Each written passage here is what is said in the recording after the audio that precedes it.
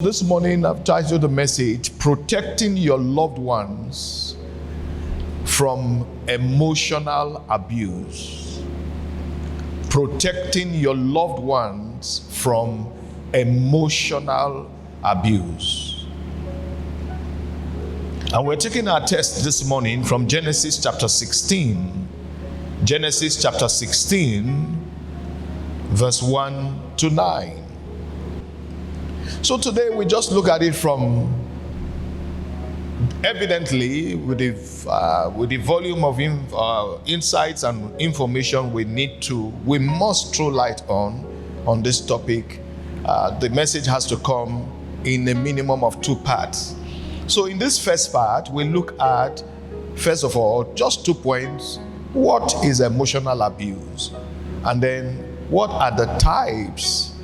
What are the types of emotional abuse? What attributes, what amounts to emotional abuse? So when we see them happening, we will know that this is emotional abuse. And that will be the foundation for conviction for every one of us.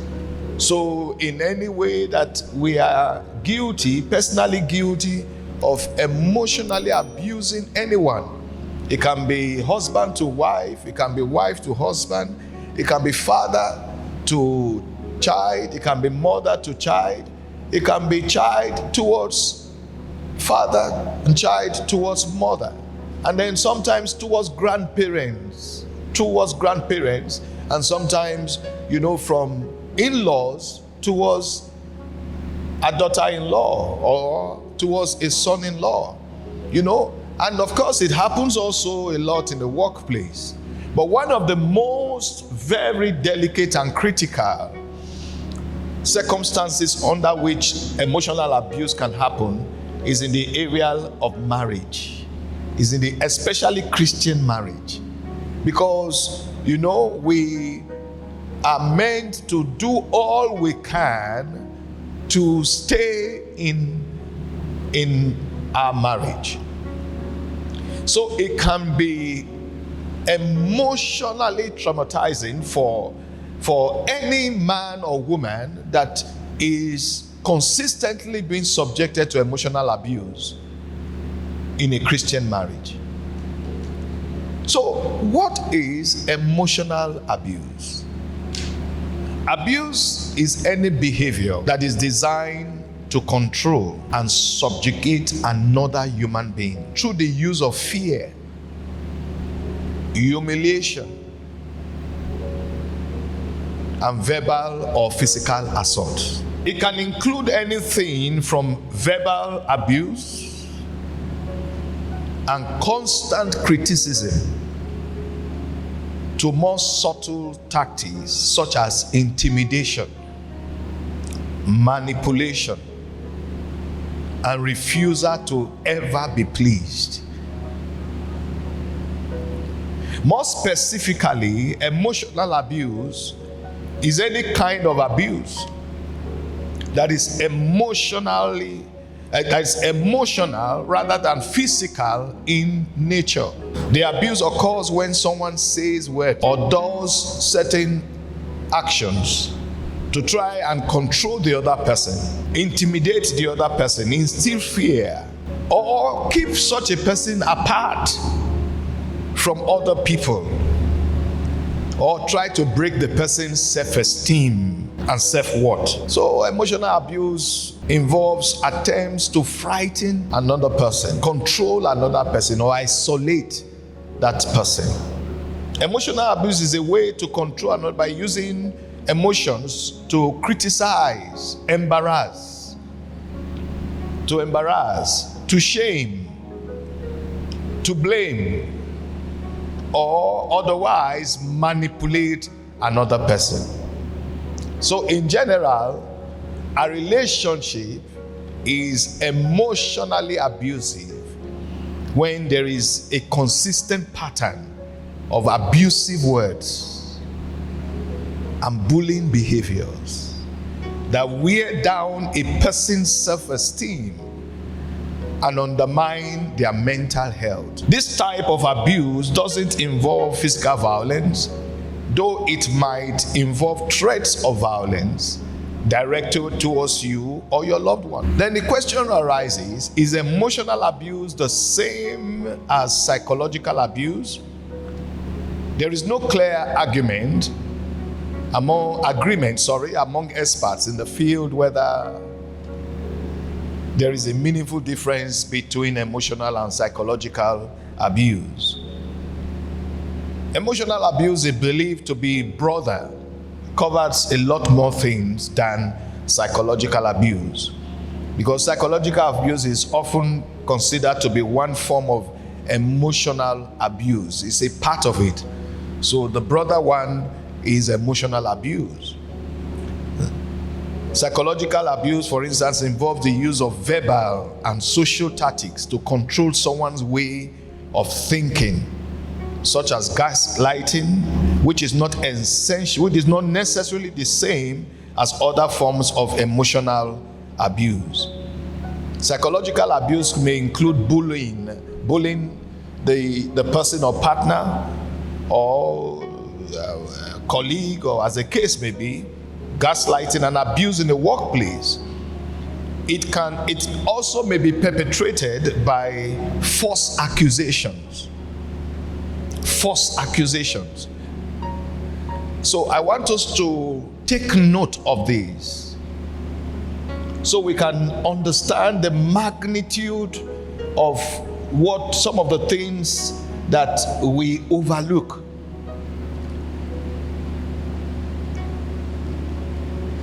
Emotional abuse is even more damaging than physical abuse, because emotional abuse, most of the time, as you are going to see from a lot of the examples that we share now, as bad as it is, as damaging as it is, there is no physical sign. But in the case of physical abuse, even without you talking, it may be observed that your face is swollen. The left eye is swollen. The right eye is swollen. The face is swollen. What happened? There is a scar on your hand. So it becomes obvious. And then if there is someone in the house, when there is physical abuse, someone in the house will know that something is going on. But in the case of emotional abuse, like you just saw from the story of Sarah and Hagar, even the mother of the house was being emotionally abused. Was being emotionally abused by a mistress in the house, a young girl in the house, a maid in the house. And nobody knew what was going on. That was a house with more than 300 people. When Abraham was going to deliver Lot, when he was captured, Abraham mobilized about 316 fighters from his own compound. That's to show you the number of people that Abraham was taking care of. Fighters alone were over 300, minus the women in the house, minus the wives of the fighters, minus the children of the people that were with him. So we should be looking at something close to 500 plus minimum. And who was being emotionally abused? Abraham's wife, Sarah. And as from the moment it started, nobody knew what was going on. Nobody knew what was going on. Only Sarah, who was the victim, who was the abused person, knew what was going on. And until she cried out, until she spoke out and exposed what she was being subjected to, nobody knew, including those who could have helped her, which of course was number one, her husband Abraham. And you could see that the moment she exposed it to Abraham, Abraham said, "What? Under my roof? Under my roof?" He said, "Please go ahead and put her in a proper place." And then, you see Sarah now clamping down on Hagar. And by the time she clamped down on her, she ran. Now take note of this. Thank God for the way it ended. You could see it's quite instructive that as Hagar was running away from what now looked like another form of abuse, because if she was to talk with her friends and relatives, she could have also told them that Abraham's wife, her madam or her Oga's wife, was maltreating her, was abusing her. This is what you would normally hear. This is what you would normally hear most of the time. The reaction to the unacceptable emotional abuse, that is actions that are coming from a particular person. So what we hear about most of the time are reactions to emotional abuse. Reactions to emotional abuse. When somebody can no longer take it anymore, and the person now begins to react to whoever is the channel of that emotional abuse, that is what people easily recognize. And sometimes we make the mistake of sympathizing and taking sides and supporting the person who is now the victim of the reaction to emotional abuse. Whereas the truth is, if you look at it from God's perspective, which you will see from the reaction of the angel. Do you notice the angel did not go back to say a single thing to Sarah? The angel did not even say anything negative about Sarah to the maid. He said, go back, obey and submit to your madam. Because the angel knew that she was the cause of the problem. Most of the time, we get sentimental, we get emotional, and we sympathize and team up and support people who are actually the root cause of the problem. So we need to please follow carefully as we'll continue in this study on emotional abuse. So it could be perpetrated by false accusations. And there are some popular perceptions on this issue of abuse.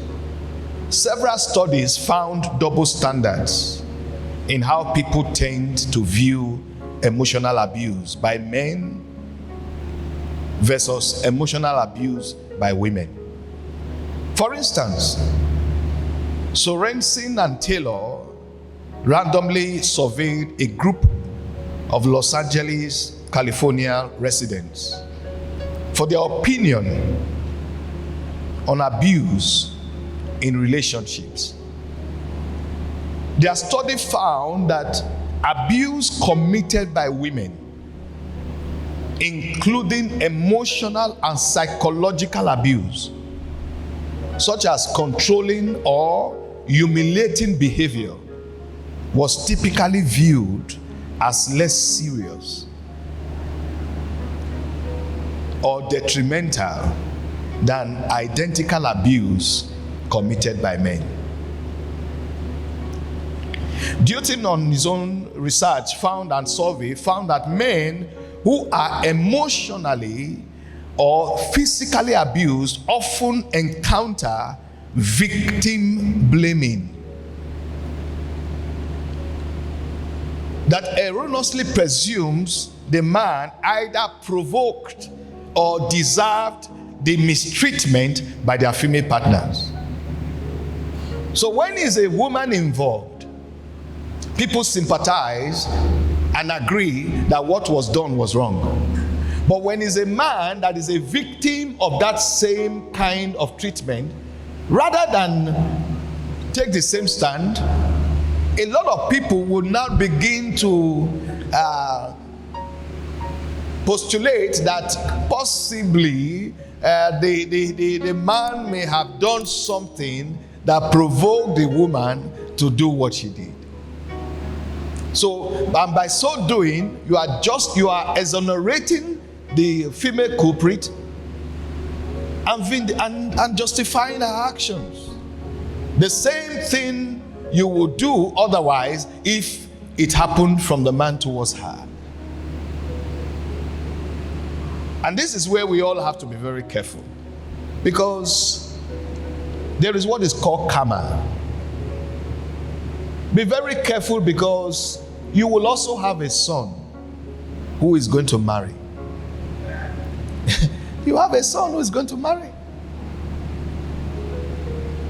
And if you see a very, very wicked treatment coming from a wife towards her husband, and for some reasons best known to you, you blindly continue to justify it, sometimes God will allow that thing play out. And when karma begins to play out, unfortunately, sometimes it affects the offspring of the culprit. So you will later see the same woman who always said, no, the wife is never wrong. The wife cannot be wrong. You see the same woman now saying, because it's her son now at the receiving end, she is saying a complete opposite of everything she said 20 years ago, 10 years ago, when someone else was going through the same thing in his own marriage from his wife. Emotional abuse can maybe accompanied by other kinds of abuse. Could be sexual, could be financial, could be physical. However, it doesn't need to include other kinds of abuse. To count or as abuse is serious enough on its own to be a concern. What constitutes emotional abuse? There are a variety of types of behavior that could be classified as emotional abuse. Number one, intimidation, threats, and verbal abuse.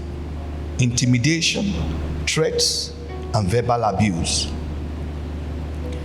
This could be things like shouting. Let me turn to your neighbor and say, neighbor, do you shout? Do you shout at home? Let's answer Sunday. Let's see whether this Sunday morning now you will lie inside church. Do you shout on people at home? Acting aggressively.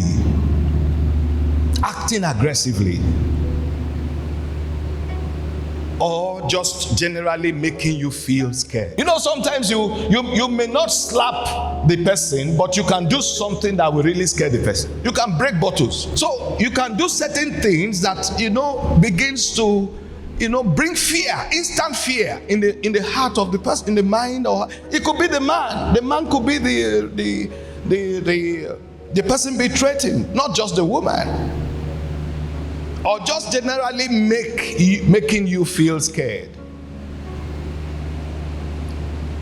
And intimidations and threats can be done sometimes to make the person feel small. There are people that just like to make you feel small. And that is why we parents, we need to be careful. We need to be very, very careful. Because, the law of familiarity, it plays out, of course, between parents and children. You won't even recognize that your son is no longer a baby. Your daughter is no longer a baby. So when you begin to treat them in a way that, you are trying to make them look like there's still one young small girl or young small boy of many of their teens years, of course they feel sad, and it affects them in many ways.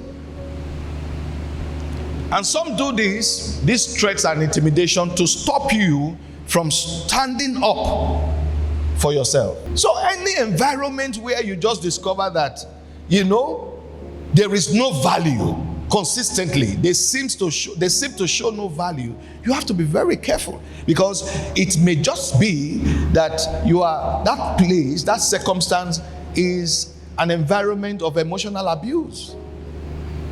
Is an environment of emotional abuse. And then number 2, criticism. Always criticizing everything about that person. And this is one of the reasons why that person would then conclude that you hate him, you hate her. Always making sarcastic comments against that person. And these are things that will ultimately lower the person's self-esteem and lower the person's confidence, self-confidence. It's not everything you observe that you should make comments about. Because sometimes you may be wrong. You may not even know what is going on. Not every protruding belly is a pot belly coming from food, especially when the person doesn't even drink. Sometimes people have an issue with something that is called bloating of the stomach, and it could be due to an infection. It could be due to an infection. So we need to be very, very careful the way we just make remarks based on what we see. And be careful about things that your partner cannot change. Things that your partner cannot change. If your partner has a particular complexion, why you black like this? Why you black? So or do you want him to start bleaching? Do you want your wife now to start bleaching? Then you should start providing money for the bleaching creams. And if everybody is laughing at a woman outside, but every time she comes in the presence of her husband, the husband is complimenting her, what they are saying outside no longer affects her. But even when everybody outside is complimenting her, and the husband is the one that is always seeing her from a different perspective, there could be some problem there. And please, as believers and mature men and women, in our pursuit of a Christ-like attitude, let's learn to be careful in our choice of words. Instead of saying that man is that short man, and you are describing him, say that man was in church today. Say which one? Say no, that short man. No, it's a married man with children. And you are the only way you can describe him is that short man for church. No, it's wrong. And instead of saying the short man, you can say that man. By the time you've used one or two other descriptions, the person sticker, you can now say that man that is not so tall. Is not so tall. I have actually found out that, as much as possible, we should not say someone is foolish. Instead, even when that is the obvious, and we can rather say that person is unwise. It is better to say someone is unwise than to say the person is foolish. They mean the same thing, but saying the person is unwise is a more acceptable and, less abusive kind of word to use. Criticism also will manifest in the realm of running down the person's achievements. Even when the person did few things that God has helped the person to achieve, you will never recognize those things. And instead, you will even give the credit to someone else, instead of giving that person at least the credit for that particular one. Number 3, undermining. This involves, dismissing the opinion of the person. You have not even heard what he has to say. You have not even heard what she had to say. You just dismiss the opinion of the person. And eventually that person is going to observe it and the person is going to feel hurt and may actually begin to react. Walk out. Emotional abuse involves walking out on someone. Walking out on someone. Because it's an act of humiliation. It's not just an act of disrespect, it's an act of humiliation. It's a slap on the face of that person for you to just walk out. And it can be worse when it's supposed to be an official setting. And then everybody watches while you just walk out on whoever it is that is presiding on that in that particular meeting. Undermining someone can also manifest in the realm of your choice of jokes. So you would have observed that there are some people that they make jest of you. That's exactly what we are talking about. When you consistently make jest of a particular person, you make jest of the person. It's emotional abuse. And then when the person would now object, why are you angry now? You don't even have a sense of humor. No. If it happened once, we can tolerate it, but if it happens consistently, something is wrong. Number 4, being made to feel guilty. Yes. They operate in a way that they would always want to make you feel guilty. And this can come from the dimension of outright emotional blackmail. By the time people begin to hear that your son says he wants to kill himself, your daughter says she wants to kill herself, or the wife says she wants to kill herself, people are more likely to begin to just sympathize with that person and feel that something is wrong. Something is wrong from the way you are relating with that person. But how many people will have the privilege of sitting down to hear about what is really going on? Because by the time you hear what is really going on, you will discover that that is just a spoilt boy. That is just a spoilt son, a spoilt daughter that urgently needs discipline and correction.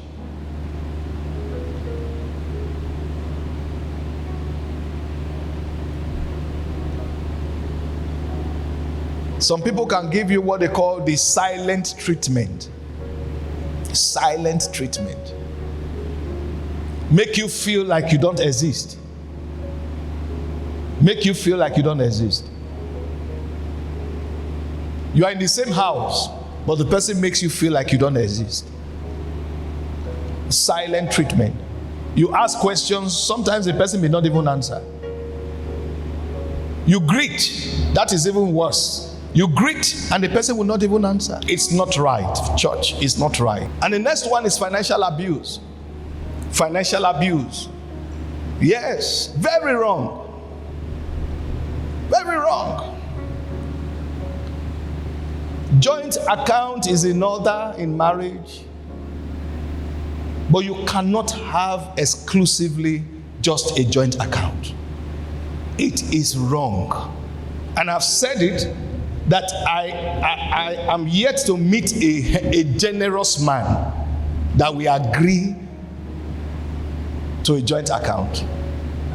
A husband that insists that everything himself and the wife have must be in a joint account and they must give account to each other before they spend, that man is not generous. Something you have been used to, God knows, maybe 30 years or how, from secondary school days. You became a young adult, you started earning money for yourself, you are now supporting people, you are empowering people, and then you will now marry. And then when you now get married, before you can help someone, even a relative, you have to take permission from your wife. You have to take permission from your husband. It's unacceptable. It's unacceptable. That's slavery. That's slavery. Any husband insisting on that is a stingy man. He's not generous. So have a joint account. Have a joint. You must have. Marriage does not mean you have lost your freedom. You have lost your identity. What are we talking about? So financial abuse is another form of domestic violence, where you will insist that, you and your spouse must have a joint account, and your spouse cannot spend a dime of his own money, of her own money, without your knowledge, without your approval.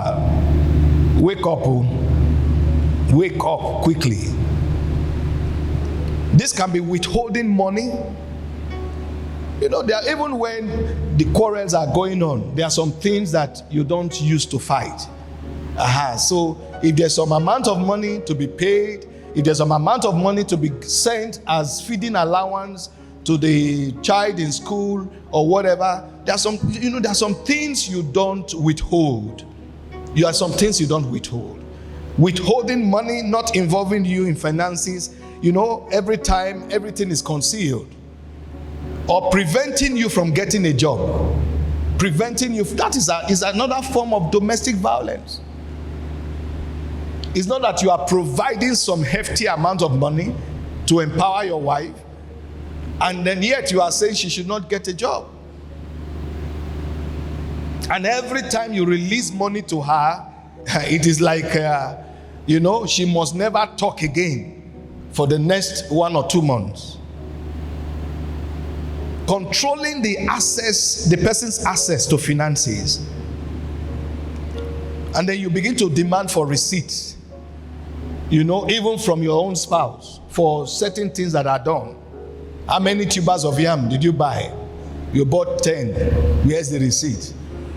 Where's the receipt? So number 6, control. Number 6 is control. Controlling behavior is a red flag in any relationship. In this realm, the abuser will want to tell you what you can do and what you cannot do. Even God does not relate with us that way. God allows us to do many things that we'll wish for ourselves. God allows us to make many decisions for ourselves. God never places anybody under this kind of absolute control.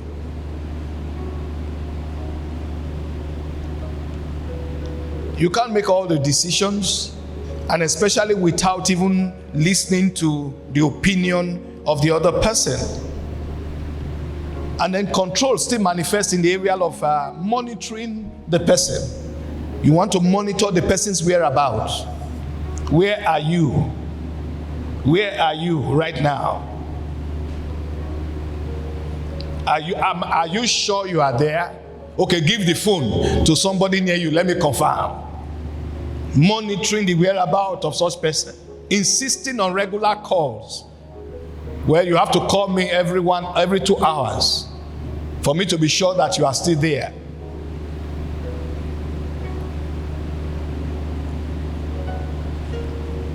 And then sometimes you show up at the place to be sure that your husband is there. You show up at the place just to be sure that your wife is there. Is actually at that place. These are all subtle forms of control.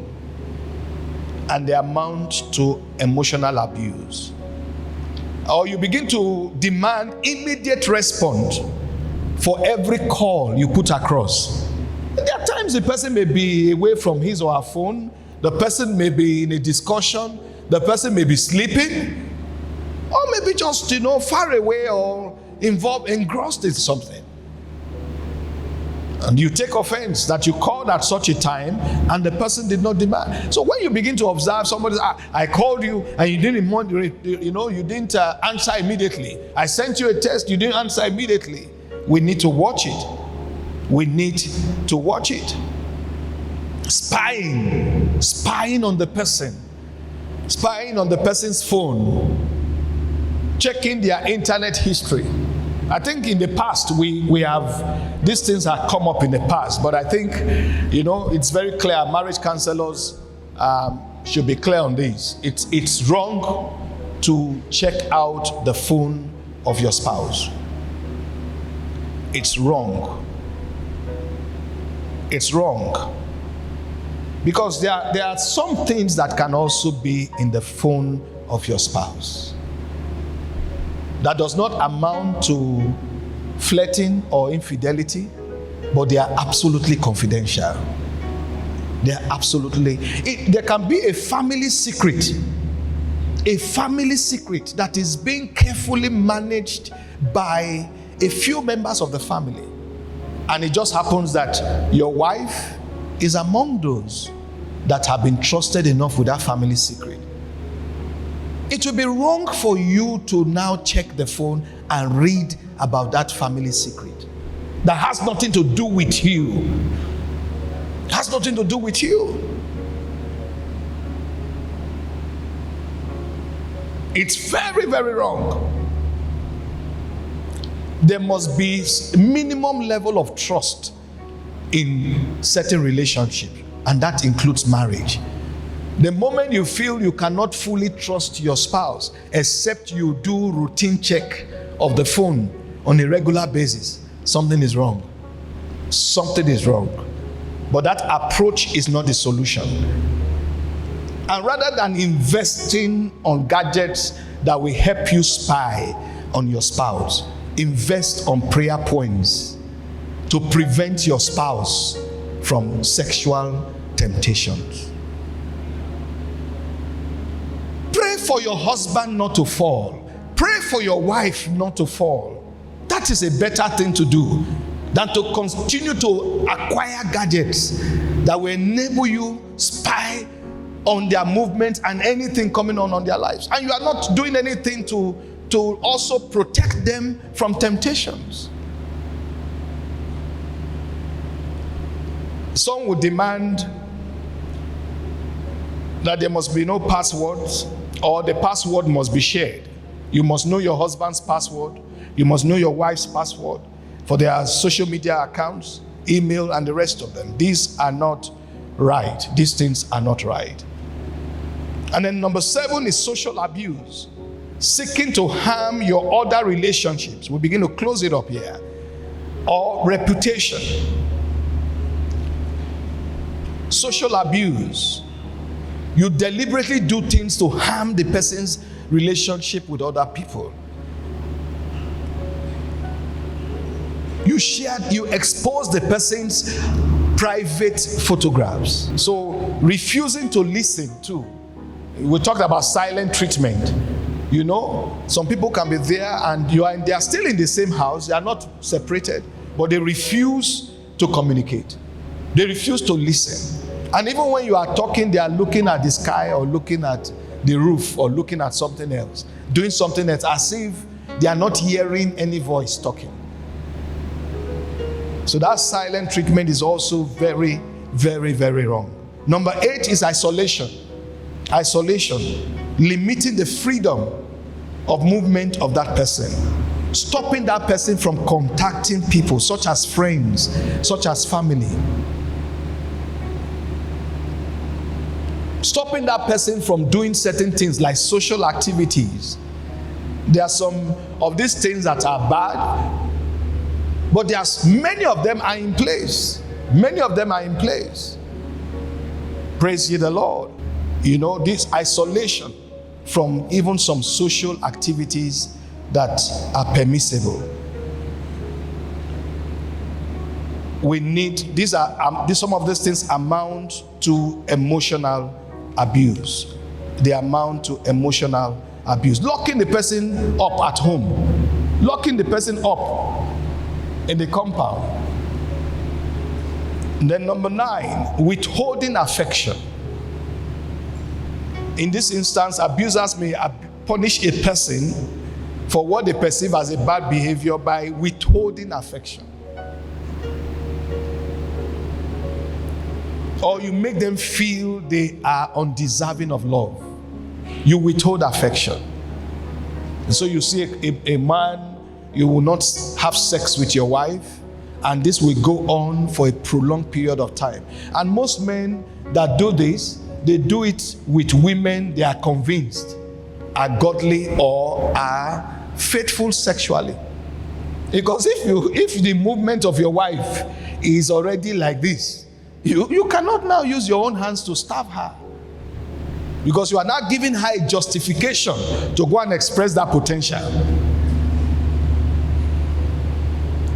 Withholding affection. So stonewalling the person during a disagreement or conflict, they may shut down, refusing to respond to, and we've seen this happen even before marriage counselors. That is why we advise you take your issues in marriage to marriage counselors. You take them to the pastor will call a team of marriage counselors to handle them. There are rules of engagement. Because you will discover, because if, wherever the problem is, the marriage counselors will see it for themselves. We have seen situations where you are talking to a couple and the wife will just refuse. Say, no, I'm not answering any question anymore. Anything people want to say, say. So that shows you, it's already a sign to you of someone that is very unruly at home. Same thing for the husband.